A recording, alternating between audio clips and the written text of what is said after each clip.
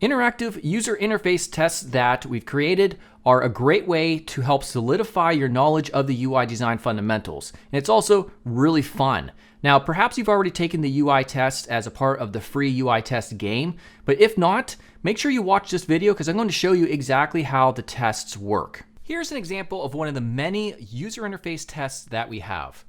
Now, right here, we can see we have some sort of layout, some sort of UI design. It could be a full UI design or just a simple component, kind of like this activity feed.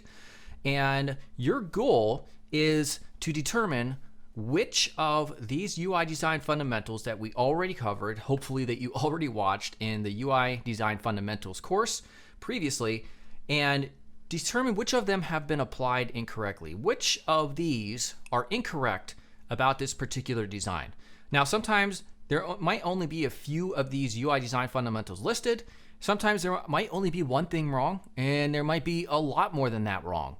Now, each time you get one correct, you get a point, and then each time you get one wrong, you get a point deducted. And it's just a fun system. You're not graded on these or anything, but it's just a fun way for us to learn these UI design fundamentals. So let's take a look at this particular example, this activity feed. All right, so let's just go one by one. Based on what we know and what we've learned so far, white space.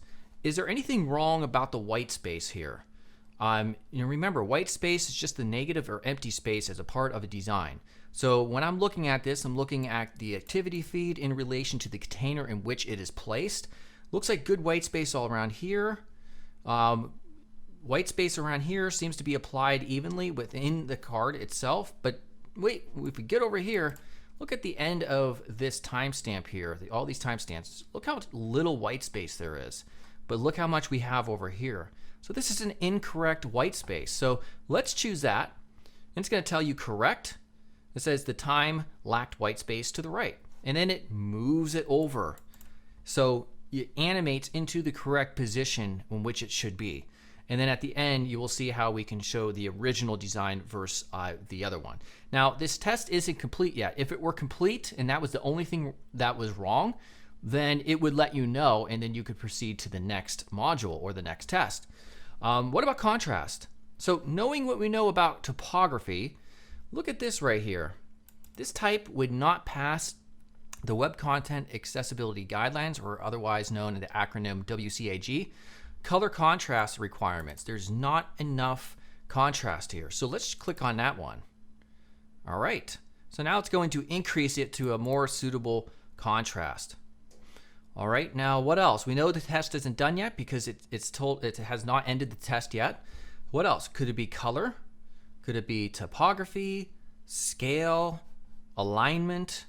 Well, if you look closely, look at these little bullet points or these status circles right here. Notice how they're not aligned up to the center of this type right here. It's kind of off-centered and it does not look that good. So really fine details, you're gonna have to pay attention. So let's click on alignment. And there we go. So now I'm gonna scale down the browser just so you can see what's happening.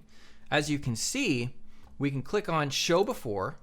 It's going to revert it back to all of the improper design from which you started. And then we can click show after, and you can see how much better it looks when we fixed these three particular UI design fundamentals. So at that point, you're ready to go to the next module. Sometimes the next module will be another test, and sometimes it might be a video or a course of some sort.